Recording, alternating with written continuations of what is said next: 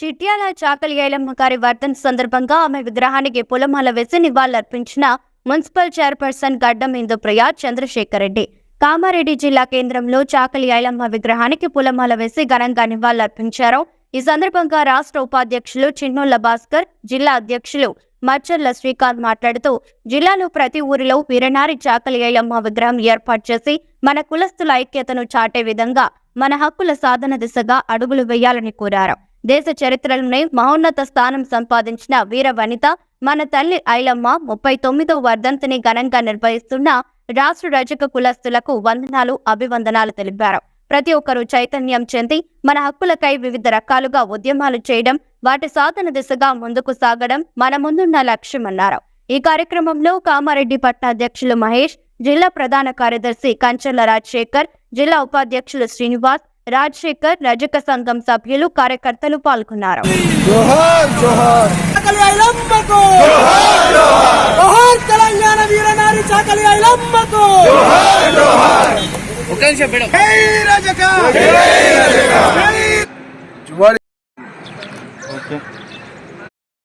జువాడి శ్రీకాంత్, రజక సంఘం జిల్లా అధ్యక్షులుగా, కామారెడ్డి జిల్లా అధ్యక్షులుగా కొనసాగుతూ ఉన్నా. ఈరోజు కామారెడ్డి జిల్లా కేంద్రంలో చాకలి ఐలమ్మ గారి వర్ధంతి కార్యక్రమాన్ని జరుపుకోవడం జరిగింది. వారికి ఘనంగా కామారెడ్డి జిల్లా కేంద్రంలో నివాళులు అర్పించడం జరిగింది.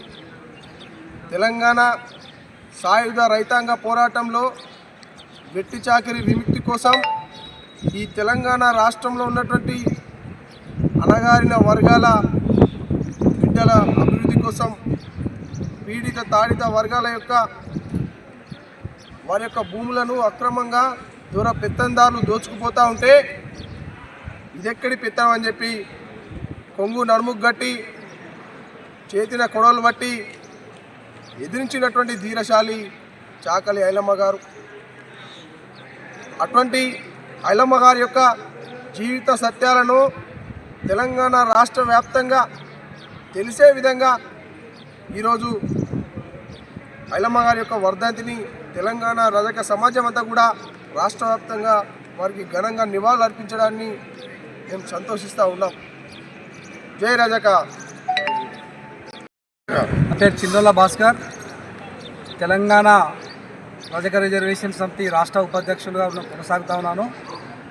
ఈరోజు కామారెడ్డి పట్టణంలో రజక రిజర్వేషన్ సమితి ఆధ్వర్యంలో ఘనంగా తెలంగాణ తల్లి వీరనారి చాకలి ఐలమ్మ వర్ధంతిని జరుపుకోవడం జరిగింది.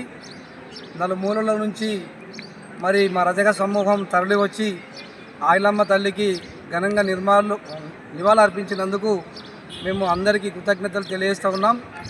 ఈ యొక్క ఐలమ్మ పోరాటం అనేది ఇవాళ నిన్న మొన్నటి పోరాటం కాదు. మనకు స్వాతంత్రము వచ్చినప్పటికీ కూడా ముందుగా మన హైదరాబాద్కు స్వాతంత్రం రాలేదు.